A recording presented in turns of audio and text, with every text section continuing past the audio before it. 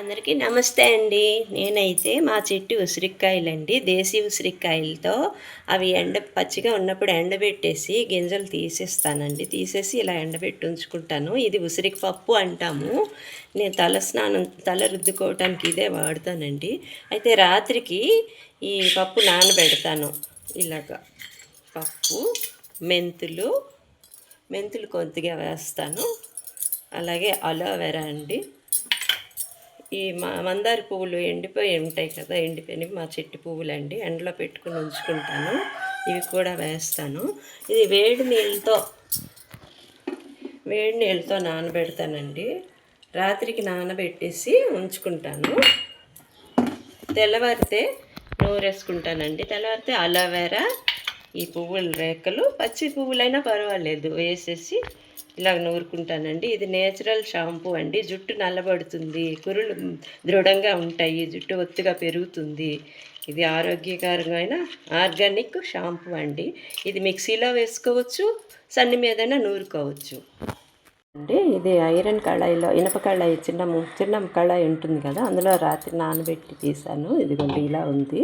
ఇది మిక్సీలోనైనా వేసుకోవచ్చు, లేదా సన్నిరాయి మీదైనా నూరుకోవచ్చు అండి. ఇది పచ్చి రేకులైనా వేసుకోవచ్చండి. మందార పువ్వులు మన చెట్టువి, ఇదిగోండి. లేదా ఎండపెట్టేసి ఉంచుకుంటాం కదా, అవైనా ఒక 5 పువ్వులు వేసుకుంటే సరిపోతుంది. ఇవి కూడా జుట్టు బలానికి మంచిగా కుర్లు పెరుగుతాయండి. జిగురు వస్తుంది దీనివల్ల, నూరుతుంది. అయితే ఇది షాంపూ చేసి తల రుద్దుకుంటాం కదా షాంపూతో, అలా అయితే జుట్టు ఎగరదండి. అలా కావాలంటే ఇందులోనే 2 కుంకుడుకాయలు వేసుకోండి. నేనైతే వేయడం లేదు.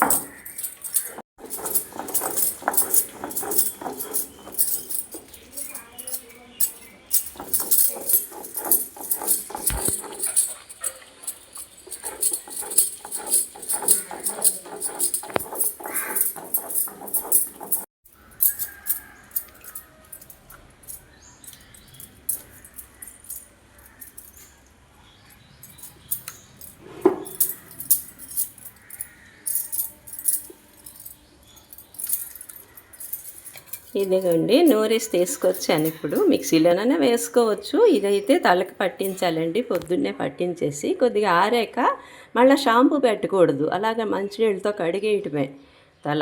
చక్కగా ఆర్గానిక్ ఉసిరికాయలతో నేను చేసుకున్న షాంపూ అండి ఇది. ఇలాగే వాడుతాను.